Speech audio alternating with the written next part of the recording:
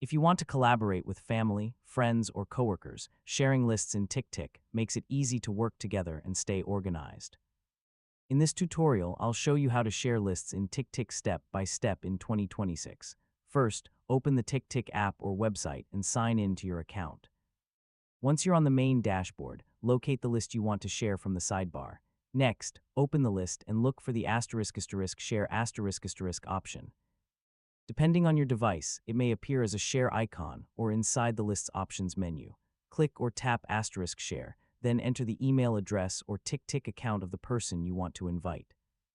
If available, you can invite multiple people at the same time. After adding the recipients, choose their permission level. For example, you may be able to allow them to edit the list or limit them to viewing it, depending on the sharing options available. Once you've selected the permissions, send the invitation. The invited users will receive a notification or email with a link to join the shared list. After they accept the invitation, everyone with access can view the list, add new tasks, update existing ones, mark tasks as completed, and collaborate in real time. If you need to change someone's access later, reopen the **share ** settings for the list. From there, you can update permissions or remove members whenever necessary.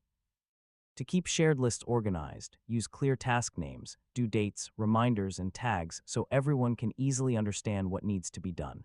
And that's how to share lists in TickTick. Once your lists are shared, collaborating on projects and staying in sync with your team becomes much easier. Thanks for watching, and I'll see you in the next guide.